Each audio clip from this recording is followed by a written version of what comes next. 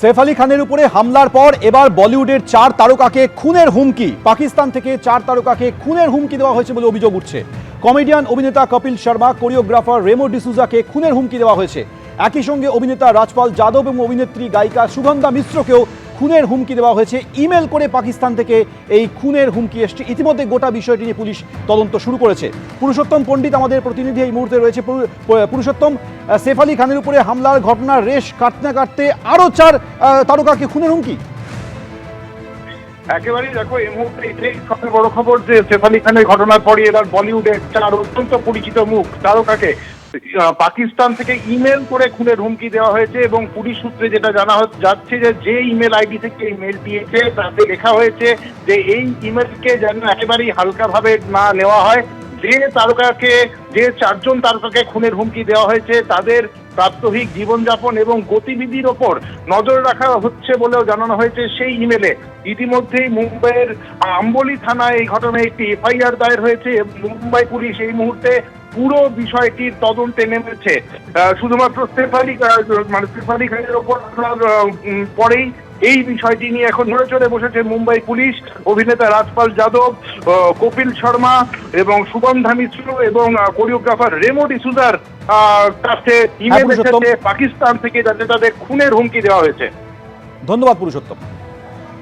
অভিনেতা সৈফ আলী খানের হামলা নিয়ে গোটা দেশে আপনারা জানেন চাঞ্চল্য ছড়িয়ে পড়ে। সেই সৈফ আলী খানের হামলার ঘটনায় যাকে গ্রেফতার করা হয়েছে তাই নিয়ে ধৃতের বাবার বিস্ফোরক দাবি।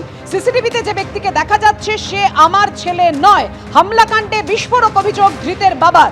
সিসিটিভিতে যে ব্যক্তিকে দেখতে পাওয়া যাচ্ছে সে আমার ছেলে নয় বলে দাবি করেছেন ধৃতের বাবা। যে ব্যক্তিকে গ্রেফতার করা হয়েছে সে আমার ছেলে, বিস্ফোরক দাবি ধৃতের বাবার।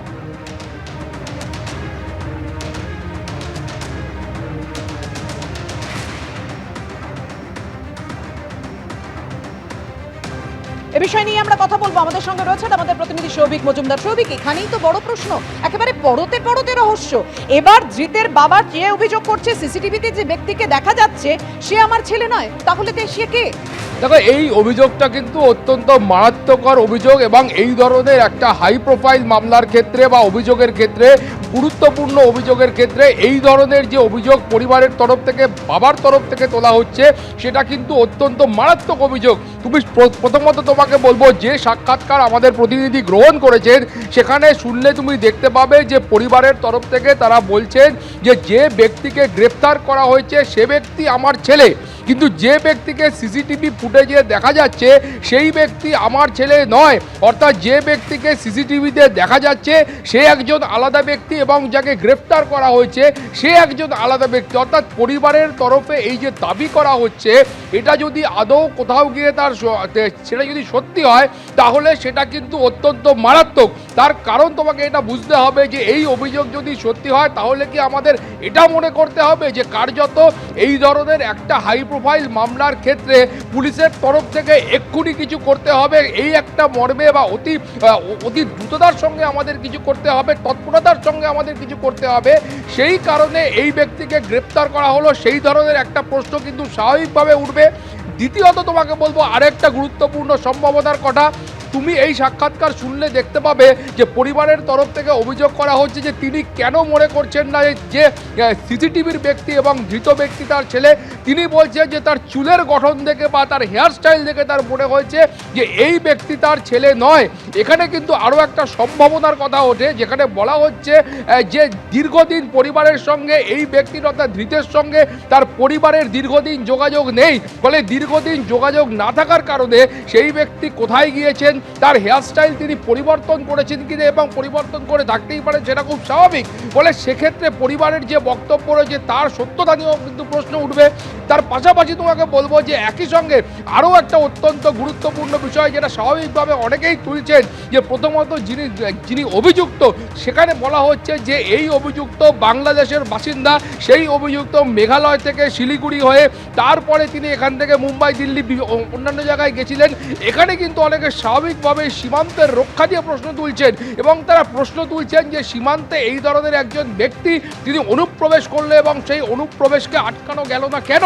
বলে এই ধরনের একাধিক প্রশ্ন কিন্তু এক্ষেত্রে স্বাভাবিকভাবেই উঠবে।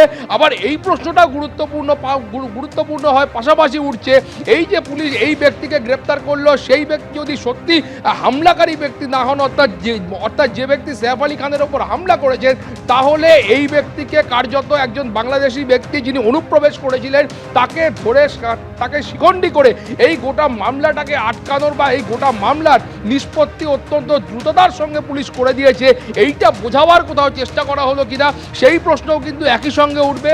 অর্থাৎ স্বাভাবিকভাবে এই একটা সাক্ষাৎকার এবং পরিবারের এই একটা বক্তব্য সেটা কিন্তু স্বাভাবিকভাবে অনেকগুলো প্রশ্নের দিক খুলে দিয়েছে, অনেকগুলো আঙ্গিক খুলে দিয়েছে এবং এই আঙ্গিকগুলোর উত্তর বা এই প্রশ্নগুলোর উত্তর স্বাভাবিকভাবে মুম্বাই পুলিশকেই কিন্তু ব্যাখ্যা করতে হবে যে সিসিটিভি ফুটেজে যে ব্যক্তিকে দেখা যাচ্ছে এবং তার পাশাপাশি যে ব্যক্তিকে তারা গ্রেপ্তার করেছেন ধরেছেন দুই ব্যক্তি এক ব্যক্তি কিনা। তার কারণ পরিবার তুমি জানো যে ধৃতের পরিবারের তরফ থেকে যে সাক্ষাৎকার দেওয়া হচ্ছে সেটা কিন্তু বাংলাদেশে বসে দেওয়া হচ্ছে। বলো তো তুমি যেটা বলছো এক ধৃত শরীফুলের বাবার কথা যদি সত্যি হয় তাহলেও সেটা মারাত্মক, আর মুম্বাই পুলিশ যেটা দাবি করে যাকে গ্রেফতার করেছে সেটা সত্যি হলে তো পুরোটাই সামনে এসে গেল।